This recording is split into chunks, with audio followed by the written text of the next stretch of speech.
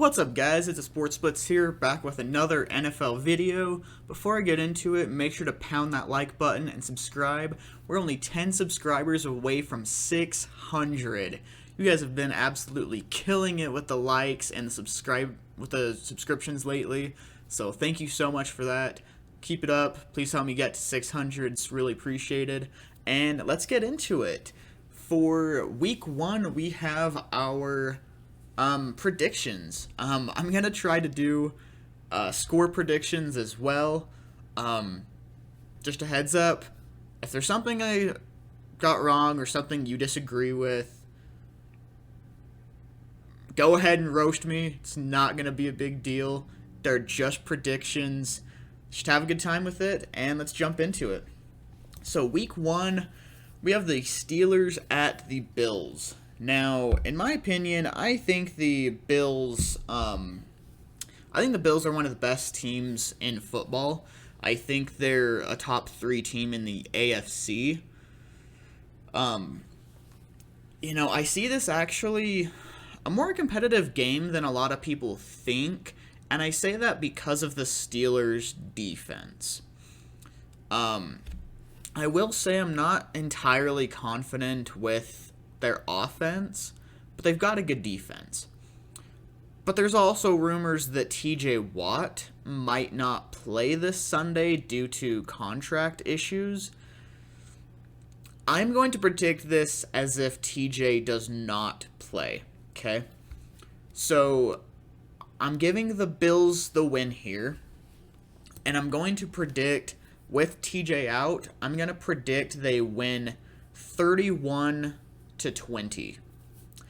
If TJ Watt were to play, I'd think it'd be a little bit closer. I'd probably keep it, probably 24-28 or so. And then the Steelers scoring about 21. I don't think the Bills would score as many points if TJ Watt was out there. I think he's that big of a difference maker. But I think the Bills win that. Week 1, I'm gonna go with the Texans here, okay? My reasoning for that is I know they're not a great team, but in all honesty, neither are the Jaguars. The Texans, I think, honestly, have more veteran presence than the Jaguars. I mean, Tyrod Taylor's been in the league for a while. He knows how to manage games. They've got I believe they have Brandon Cooks. They've got a few veteran players. They know how to handle a game. It's also going to be Trevor Lawrence's first NFL game ever, so I'm not really going to expect him to come out and throw 4 touchdowns and 400 passing yards. It's just an unrealistic expectation. But as a whole, I'd say the Jaguars are the better team. But the Browns and Chiefs. We have. I think this will be a relatively high-scoring game, actually. I like the Browns' defense. I really do. If this was in Cleveland, I would probably go the Browns here. I think that's how close these teams really are. The Browns, in my opinion, are one of, if not the best running teams in the league. I mean, them and the Ravens are really close there for me. I think Baker Mayfield's taken some big steps forward. I think they also have one of, if not maybe the best O-line in football. They have a really good offensive line. Again, if this was in Cleveland, I would definitely go with the Browns, but I'm going to go with the Chiefs here, and I'm going to say it will be a 34-31 win. I think it's going to be a late game-winning field goal by Harrison Butker. I think it's going to be a really close competitive game. Then the Dolphins at Patriots. This is tough here. I previously had the Patriots winning because I thought Cam Newton was going to start. I mean, they're in, they're in Foxborough. They've had a really good offseason. My only debate here is, I mean, the Dolphins have a really, really good secondary and really a solid defense as a whole. Okay, they really do. But Mac Jones, it's going to be his first, real NFL start. I know he had a solid preseason. I think the Patriots are going to be able to run the ball pretty well here, though. They've got a solid offensive line. They've got a lot of serviceable running backs. I mean, they've got Damian Harris. They've got Ramondre Stevenson, who had an incredible preseason, as well as J.J. Taylor, who also had a really good preseason. I think they'll be able to run the ball well, play good defense, and I think the Patriots win this 21-17. I think it's a low-scoring game. Then the Ravens at the Raiders. Now I will say, beginning of the offseason, I wasn't real high on the Raiders. Okay, they tore apart their offensive line, which I thought was actually pretty solid last year. They also didn't really seem to have a very great defense, in my opinion. But they've made some solid additions this offseason. I mean, they got Yannick Ngakoue, they got KJ Wright, they traded for Denzel Perriman, who I was really high on. And they drafted Trayvon Moehrig. I think Jonathan Abram can still be solid. They have more defensive pieces than I previously gave them credit for. I think this will be a closer game than I previously realized. I used to think this was going to be a total lock for the Ravens. They just, completely wreck the Raiders here. I'm still going with the Ravens here. But it's not going to be a big blowout. I think the Ravens will win 28-24. I think the Raiders will be able to contain Lamar Jackson relatively well. I don't think the Ravens have, really great receivers, which the secondary for the Raiders is kind of what I'm worried about. So I think they'll be able to control the run relatively well, so they'll keep it a close game at 28-24. Week 1, why do I keep saying that? The Vikings at Bengals. I think Joe Burrow's going to have a big step up this year.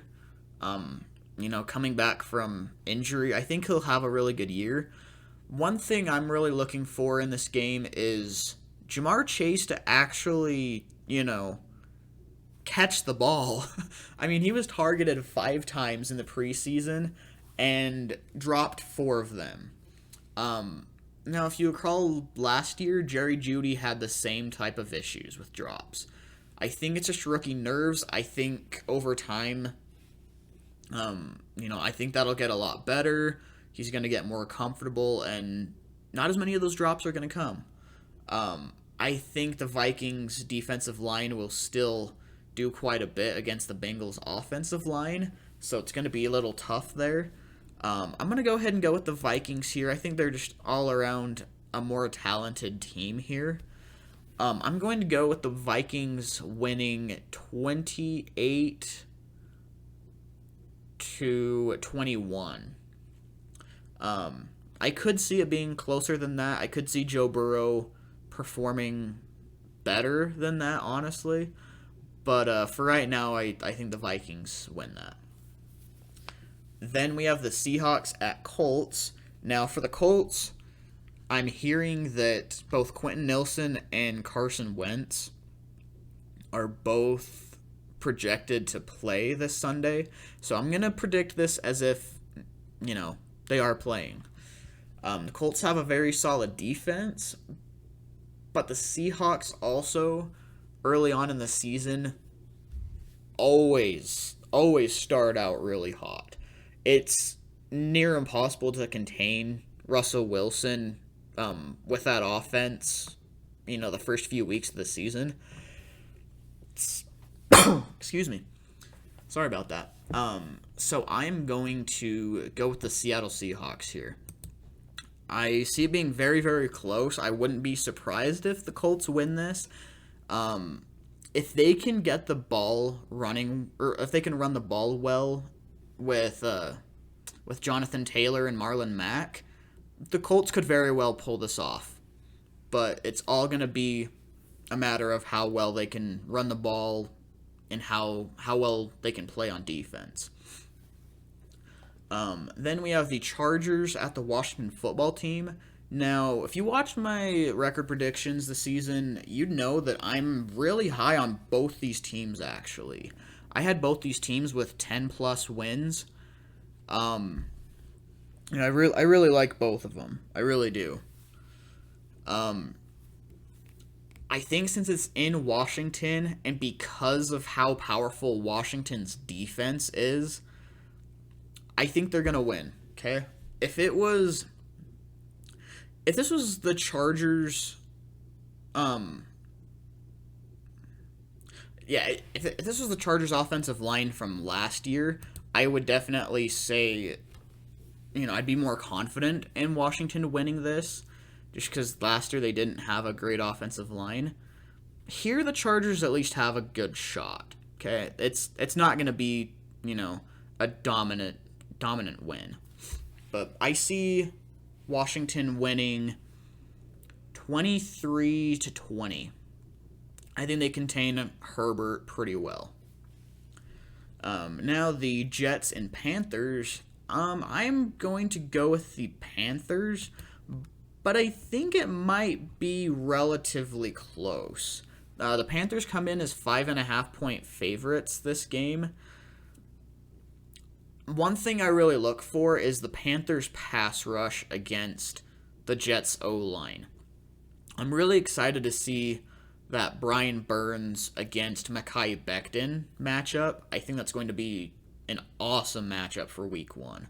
I'm really excited for that. It'll be interesting to see how Zach Wilson plays, but I think a lot of people are sleeping on the Panthers' defense.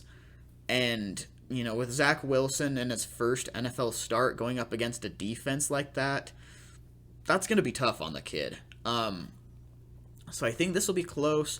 I have the Panthers winning 30-21, though I could see it being closer if Zach Wilson really does impress this game.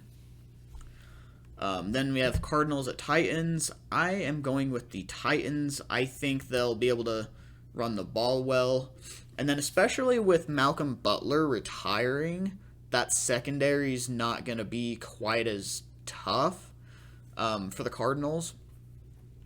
And I think this is going to cause both A.J. Brown and Julio Jones to have pretty big days.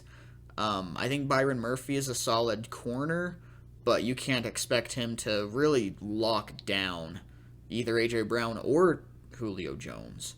I just think this Titans offense has too much firepower for the Cardinals to slow down. I'm also not quite as high on J.J. Watt this year as a lot of other people. So I think the Titans win this. I think they win it 34-24. Then the Broncos at Giants. This is a tough one for me. The Giants don't have a very good offensive line. And we don't know quite how healthy Saquon Barkley will be. But I'm also not a big fan of Teddy Bridgewater for the Broncos. I don't think he's a very good quarterback at all, if I'm being honest. He did have a solid preseason, but against a Giants secondary like this, it's not going to be a pretty game. I'm gonna go with the Broncos here because I think their pass rush will get after Daniel Jones quite a bit. I don't expect Daniel Jones to really do super well against that pass rush, but this isn't a game I'm super confident in. I'm gonna say Broncos win 20-14. Then we have the Cowboys at Bucks, the Thursday night game going on tomorrow night. I'm going Buccaneers. One thing I want to look for here is is Dak really fully healthy? Is he going to get back to how he was playing last year prior to being injured? That's one thing I'm really looking forward to here. Also, how will the Cowboys' offensive line fare against this Bucs pass rush without Zach Martin? Zach Martin was a big loss for them this week. So, those are some real key things I'm looking forward to here. And I'm going to predict the Bucs to win 34-28. Then we have the Eagles at Falcons. I'm going to go with the Falcons. I think they have still quite a bit of offensive firepower, even with the loss of Julio Jones. I think Kyle Pitts really helps them a lot. And I don't think the Eagles are really great against tight ends. I think this is going to be a big day for Kyle Pitts. I really do. I think he could very well put up possibly over 100 receiving yards this game. I still expect it to be pretty close. I am a believer in Jalen Hurts. I also like Devontae Smith, as well as Miles Sanders. I'm going to predict the Falcons to win this 30-28. I think it'll be that close of a game. I really do. This game, I'm going to take this as my lock of the week. 49ers against Lions. Now, don't get me wrong, I love Dan Campbell. I think he's going to be an awesome head coach. I really do. I love his attitude. I love how he can get his guys, pumped up and everything. In fact, this year, he may have the Lions overperform. I only had them at, 2 to 4 wins this season. He could have them overperform just because of the mentality he brings. But the 49ers are a team I'm really high on this season. I've got them going 12-5 this year. Even with Jimmy Garoppolo, this offense should be firing on all cylinders. They've got a great offensive line, a great defensive line, solid secondary. Obviously George Kittle. I think this will be my lock of the week. I'm going to predict the 49ers to win this 30-13. Then we have the Packers at Saints. Now, they're actually playing this game in Jacksonville, Florida. Okay? They're not actually playing this at the Saints Stadium due to the hurricane issues. Very sad situation. I hope everyone's remaining safe through that time. But this kind of takes away a home game for the Saints. And I think because of that, since this is basically 2 away teams, I'm going to go with the Packers. Usually the Saints Stadium is one of the hardest to play in the league. The Saints just about always win in that stadium.